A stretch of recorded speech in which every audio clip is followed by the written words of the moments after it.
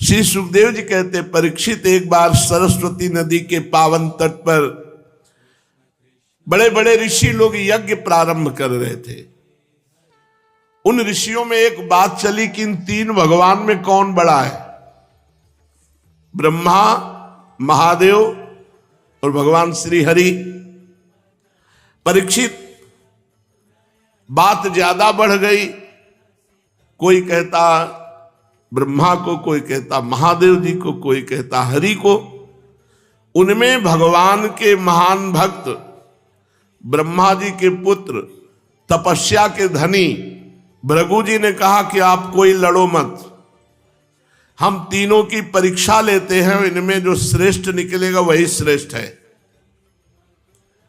अब इन तीनों भगवान की परीक्षा लेने के लिए भृगु जी महाराज सबसे पहले अपने पिता ब्रह्मा जी के पास गए, ब्रह्मा की सभा में।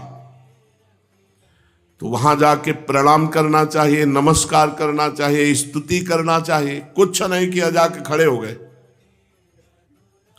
परीक्षा लेने के लिए ना तो उन्होंने नमस्कार किया, ना तो स्तुति की, ना प्रणाम किया। ब्रह्मा जी ने देखा कि ब्रह्म सभा में आकर सभा का अपमान हो रहा है, ना तो प्रणाम, ना नमस्कार, ना स्तुति। एकदम क्रोध आ गया। फिर अपने क्रोध को दबाते हुए देखा कि ये तो मेरा ही पुत्र भृगु है। तो भीतर ही भीतर विवेक बुद्धि से क्रोध को दबा लिया, जैसे कोई अरण्य मंथन से उत्पन्न अग्नि को जल से बुझा दे। देखा भृगु जी ने कि पिताश्री क्रोधित तो हुए पर अपने क्रोध को दबा लिया। बस फिर प्रणाम किया भृगु जी ने और वहां से चल दिए। परीक्षा हो गई। कैलाश पहुंचे। देवादिदेव भगवान शंकर ने देखा कि महर्षि भृगु जी पधारे, तो बड़े आनंद से खड़े होकर दोनों भुजाएं फैला दी कैलाश में, आओ भाई गले लगो। महर्षि भृगु जी ने कहा, मैं तुम्हारा आलिंगन नहीं स्वीकार करता, तुम लोक और वेद की मर्यादा का उल्लंघन करते, इसलिए मैं तुम्हें गले नहीं लगा सकता। भृगु जी की बात सुनी तो भगवान शंकर ने कहा, हम तुम्हें गले लगा रहे थे तो तुम्हारी समझ में नहीं आ रहा था, अब हमारा त्रिशूल तुम्हारे गले लगेगा। और त्रिशूल उठाया और कहा, तुम ऐसी।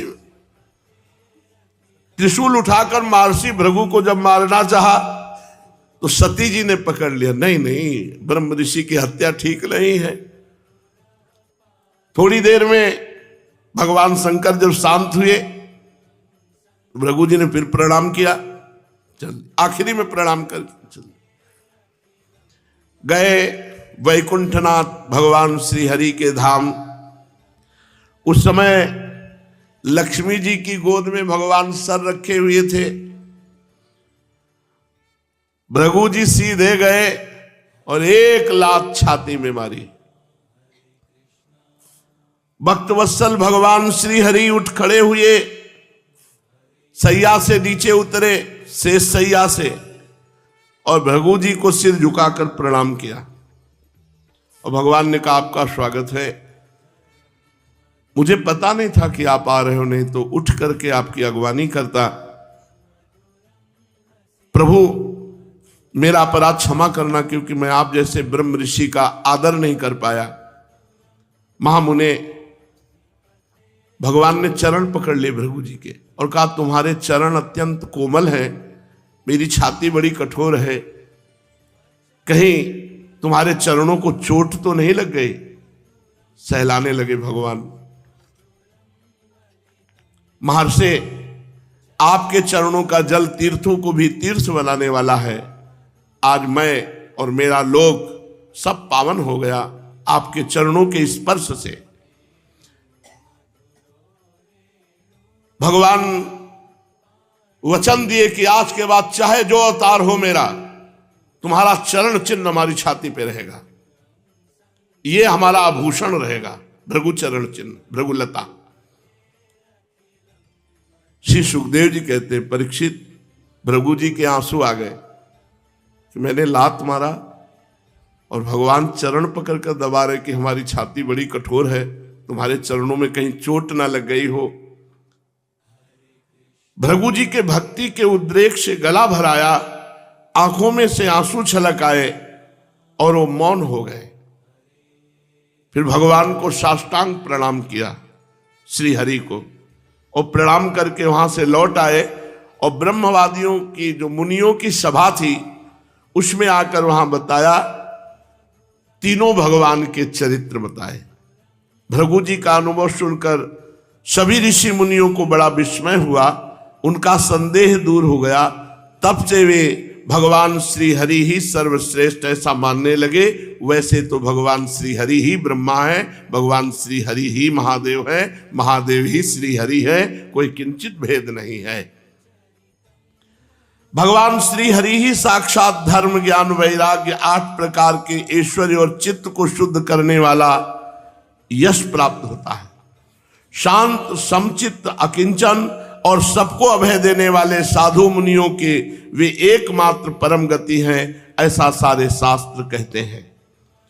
भगवान की प्रिय मूर्ति है सत्व और इष्ट देव हैं ब्रह्म ऋषि। निष्काम शांत और विवेक संपन्न पुरुष श्री भगवान श्री हरि का भजन करते हैं। भगवान की गुणमयी माया ने राक्षस असुर देवता ये 3 मूर्तियां बनाई। इनमें सत्वमयी देव मूर्ति ही भगवान की प्राप्ति का साधन है।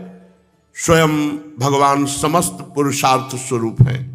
सुखदेव जी कहते हैं, परीक्षित, सरस्वती तट के ऋषियों ने अपने लिए नहीं मनुष्यों का संशय मिटाने के लिए ही ऐसी युक्ति रची थी। पुरुषोत्तम भगवान के चरण कमलों की सेवा करके उन्होंने भगवान का परम पद प्राप्त किया। सूत जी कहते हैं, शौनकादि ऋषियों, भगवान पुरुषोत्तम की एक कमनीय कीर्ति कथा जन्म मृत्यु रूप संसार के भय को मिटाने वाली है। यह व्यासनंदन भगवान श्री सुखदेव जी के मुखारविंद से निकली हुई सुरभिमयी मधुमयी सुधाधारा है। इस संसार के लंबे पथ का जो बटोही अपने कानों के दोनों से इसका निरंतर पान करता रहता है, उसकी सारी थकावट जो जगत में इधर उधर भटकने से होती है दूर हो जाती है।